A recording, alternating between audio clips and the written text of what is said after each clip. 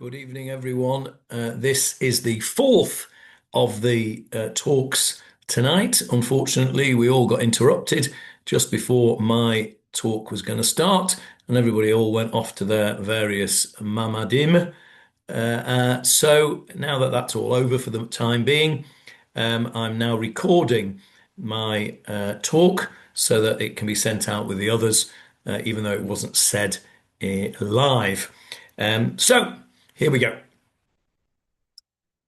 The Megillat Esther is a book that we're all very familiar with.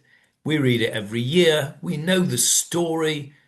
We know the story so well that we almost forget how dark it really was. We dress up our kids, like Mordecai, like Esther, kings, queens, whatever, Spider-Man. But imagine reading the Megillah without actually knowing the ending. Imagine stopping at chapter 3. In chapter 3, the decree is signed. A genocidal tyrant is in power, and the Jews scattered among 127 provinces are terrified. Perhaps we this year can get some kind of idea because we don't know right this moment how Purim 2026 is going to end. We have every confidence that HaKadosh Baruch Hu is going to sort it out for us with the help of our great soldiers, fighters, and people. But we don't really know. And imagine being at that time and not knowing the end of the story. And tonight I want to tell you about another Megillah. There are other Megillot that have gone on in history, which were actually written. There was a Megillah written about Cairo. It was called Megillat Cairo. In the 16th century, there was a threat to the Jewish population of Cairo, which was thwarted at the last minute, and it was declared a Purim for Cairo. There was one for Casablanca. There was one for Rhodes. There was one for Prague throughout the years. But the one I want to tell you about was in the Soviet Union. I want you to take you back to 1953. But to understand this story, you have to understand the man. A man whose name is synonymous with cruelty, with power, with being a tyrant. A man whose name was Joseph Stalin. Let me show you a picture of this Yimach Shammai, Joseph Stalin. There he is, in all his glory. Stalin. Now then, our story goes back to 1953, but Stalin, we need to know, ruled the Soviet Union with absolute power from about mid-1920s until 1953. And historians have estimated that between 20 and 30 million people died as a direct or indirect result of his policies. 20 to 30 million people. Probably the worst tyrant ever in history. There was forced collectivization. There was engineered famine, the Gulag system. There were mass purges, show trials, executions. And his was a complete industry of wickedness. People disappeared overnight.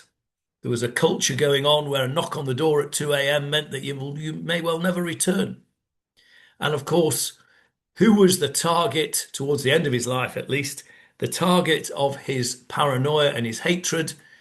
Those good old-fashioned victims, the Jews. So what happened after World War II was that Stalin's regime shut down all the Jewish institutions. Jewish writers were arrested. There was a Jewish anti-fascist committee that was liquidated. And many, many prominent Jewish intellectuals were executed in what became known as the Night of the Murdered Poets. And this all continued. The language shifted. We started to hear about things like rootless cosmopolitans, Zionist agents. This all sounds very familiar, doesn't it? Let's go back to Esther, chapter 3, verse 8. Yeshno am echad mefuzah u'meforad. There's a certain people scattered and separate, different, suspicious, disloyal. Empires always discover that language eventually. That's what we're always known, disloyal. So let's go to 1953. In January 1953, January the 13th to be exact, the edition of Pravda, the official newspaper of the Soviet Union, announced the discovery of a, quote, terrorist group of doctors who had made it their aim to cut short the lives of active public figures of the Soviet Union. These was known as the Doctors' Plot.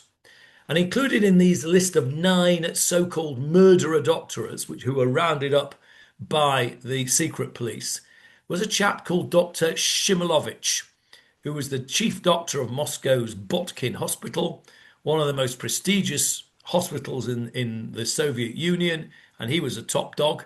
Dr. Yegorov, he'd been chief of the Kremlin's medical directorate, and he'd treated all the members of the Politburo at one time or another, including Stalin himself.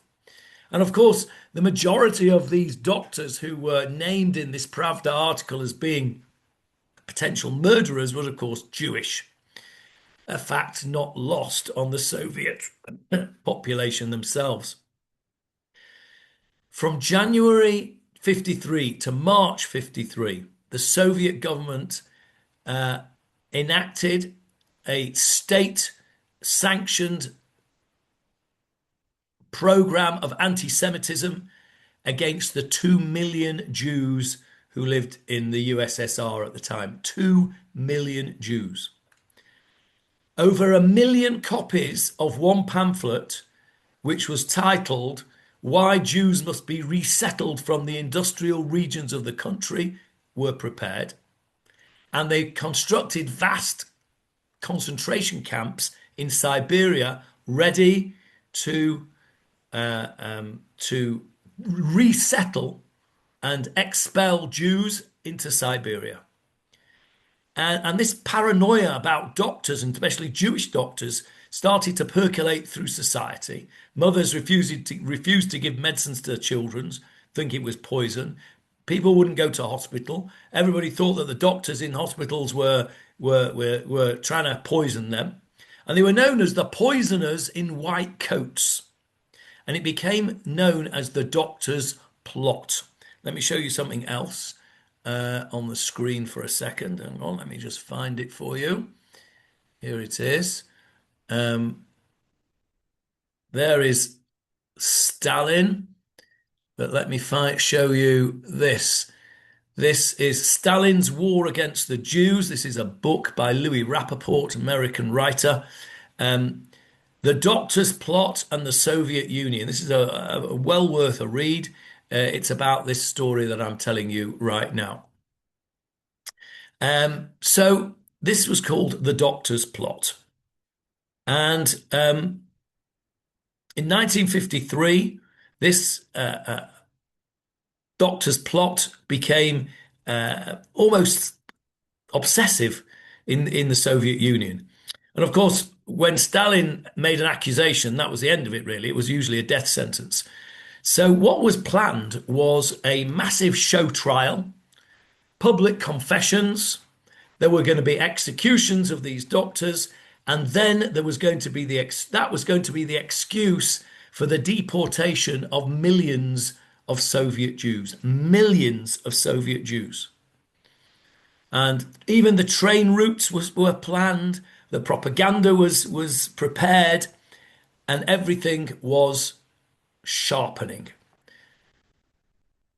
The pasuk in Esther chapter 3 verse 13, Lahashmid, Laharog, Ula'abeid et kol Yehudim.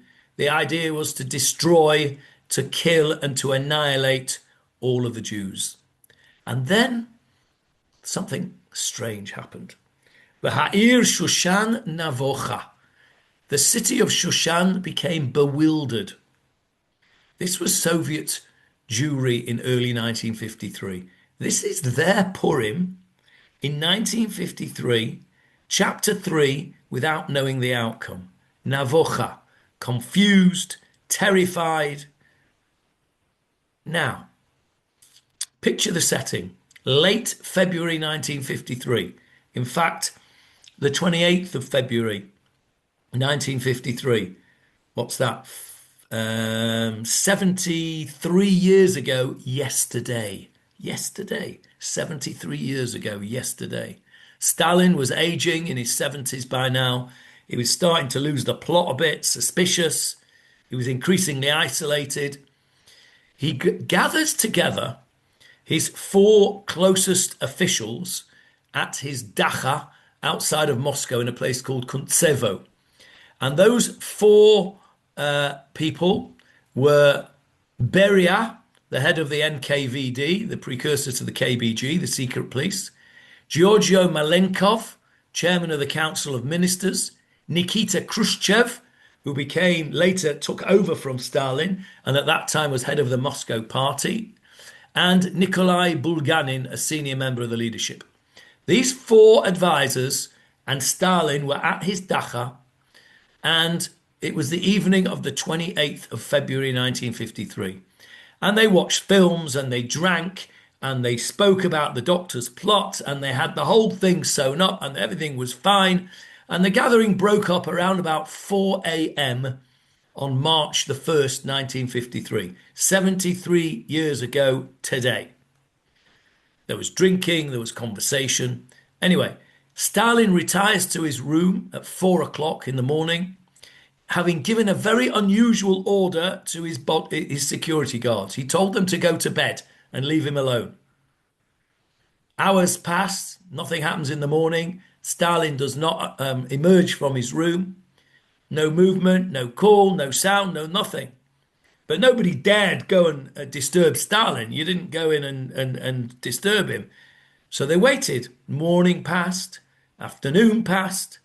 Finally, late in the day, one of the officials entered his room on the pretext of bringing him the day's post. And what did they do? They found him on the floor.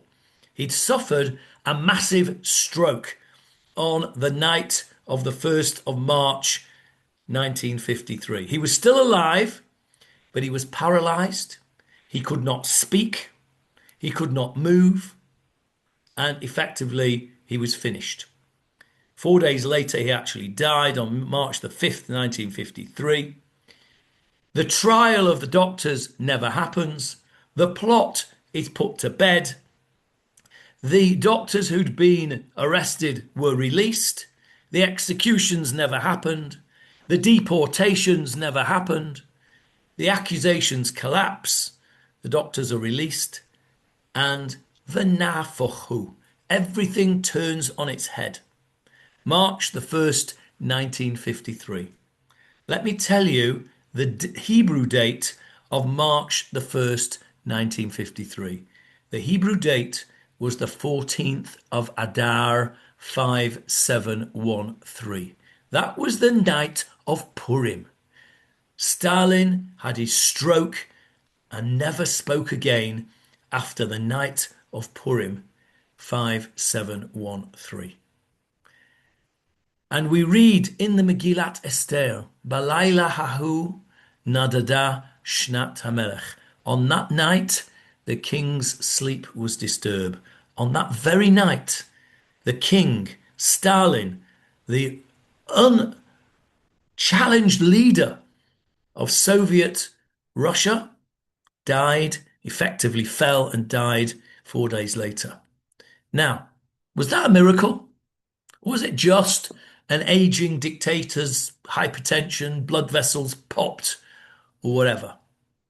Okay. The Ramban writes at the end of Parashat Bo, a very, very famous Ramban. He says, from the great open miracles one comes to recognize the hidden miracles, which are the entire foundation of the Torah. The world does not usually split seas.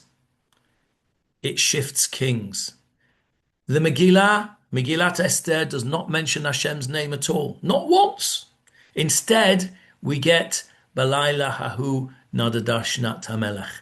The night the king couldn't sleep. Delayed messages, political reversals. The Vilna Gaon says, and somebody mentioned it earlier on tonight, that when it says HaMelech, that's referring to HaKadosh Baruch Hu with a capital K, the king. In Shushan, the king with a capital K disturbed Achashverosh's sleep. In Moscow, the king disturbed Stalin's reign on Purim in a hidden way, plausibly natural, but precisely timed on Purim. Imagine being a Jewish family in Moscow on the week leading up to Purim. You've heard the accusations, you know Stalin's history, you know what show trials mean, you've seen what the deportations look like. You whisper at night, you wait for the knock at the door, and then suddenly, on Purim, Stalin collapses. On Purim, collapses, never speaks again. The end of that. No Megillah is written, no celebration declared, but a decree dissolves. Chapter 9 of Megillat Esther, the first verse, V'nahafoch hu, everything was turned upside down and reversed. Not cancelled, reversed. That is Purim. Purim is not the suspension of nature like a miracle. It is the inversion of destiny. So why Purim for all these hidden miracles? There's a very famous Gemara that says, where do we see Esther in the Torah? From where do we see the Esther in the Torah? And the Gemara says, Va'anochi haster Esther et panai. Hashem says, on those days I will surely hide my face. Esther in Hebrew means I will hide. Esther panim, I will hide my face away. Of course, Esther, the name Esther is a Persian name after Ashtar, the goddess of fertility. It's not even a Jewish name, Esther. Of course, Esther's real name was Hadassah. But the Torah says, Anochi haster Esther et panai. Hashem says, I will hide my face. I may hide my face, but I will never hide away completely. Purim is the day of hiddenness, and it's a day that teaches us that nothing that we encounter is accidental. If history turns on Purim, like it has this year, this is not decorative, it's declarative. It's a day that we read on the fall of a genocidal tyrant, Haman. Another tyrant fell in 1953 on Purim. Stalin. The present day Stalin, the greatest architect of terror in the world today, has fallen just a couple of days before Purim. We are seeing real Purim history as we speak. This is unfolding around us. On the day we read about hidden salvation, another hidden salvation evolves and unfolds. First in Persia, then in Moscow, and now back in Persia again. We're living in a time when Jewish vulnerability is no longer theoretical. We've heard the chants in the public squares, death to the Jews, globalize the intifada from the river to the sea. We know what that means. We've seen it. We've watched the accusations recycle themselves all too familiarly. We've seen how rhetoric becomes ideology and how ideology becomes practice. We've seen in my own hometown of Manchester, Allahu Akbar, people killed at the door of the Heaton Park Synagogue. We've seen it in Bondi. I was there just a week after the Bondi massacres. I could feel the pain of that community whilst we were there. That is what happens when you have a tyrant. And we've seen how quickly that happens. The whisper of history. But the Jewish people have always lived between the decree and the reversal, because a reversal has always come. We are still here and we will always be here. Between Haman's certainty and God's hidden choreography, if you like, that is what Purim teaches us. History is never finished on the day the decree is signed. Never. There is always Balayla Hahu. On that night of Purim, there is always the night that we haven't yet seen and that we can't see. There's always that pivot, to use a modern word, that pivot in history, and we never know when that's going to come. The Soviet Jews in February 1953 did not know that their Purim that year was going to be the pivot. All they knew was the fear. We don't always know that pivots are coming. We've seen it. This has been a pivot. This week has been a pivot. The story is not over yet. Kadosh Baruch Hu is still moving the pieces around. But let me leave you with one message. Imagine it's Purim morning in 1953. Somewhere in Moscow, perhaps in secret, perhaps behind closed curtains, on his own because he can't go and mix together with other Jews because it's too dangerous, a Jew is reading Megillat Esther. Alone, not with other Jews. Balayla hahu nadadash nat hamelech. He reads it as history. He doesn't know that at that very moment, on Purim morning of 1953, when he's reading that Megillah in secret, he doesn't know that the most powerful tyrant on earth is lying on the floor as good as dead in his guarded dasha. He's speechless, powerless, just like that. Balayla hahu v'nafochu. Everything is reversed. That is the times that we are living in. The man who could deport a nation with a signature could no longer even sign his own name. Kadosh Baruch Hu said, that's it. This is the pivot. And it happened on Purim. It happened on Purim in ancient Persia. It happened in Purim in Soviet Russia in 1953. And it's happened back in Persia in 2026. We are being present. We are part of Megillat Purim 2026 in this time of history. We are part of it. And we know the outcome is going to be La Yehudim Yiyeh Ora v'Simcha v'Sason v'Yikeh. To the Jews there will be, not there was, there will be Sason v'Simcha. There'll be happiness, there'll be joy, and everything will be the way it should be, because Purim is the day when HaKadosh Baruch Hu doesn't sleep. HaKadosh Baruch Hu is there behind the scenes, pulling the strings, even if we can't see it clearly. Purim is the time when it's the humiliation of tyrants. Purim is the reminder that every Haman, every Pharaoh, every Stalin, every Ayatollah Khomeini, they're temporary. The Jewish people are not. The Jewish people are permanent. And somewhere in a Megillah that we can't see, it's written again and again, V'nafochu. It was reversed. Our history is being reversed right now. Over there in Iran, in Persia, our history is being written and we are part of it. Happy Purim, Purim Sameach.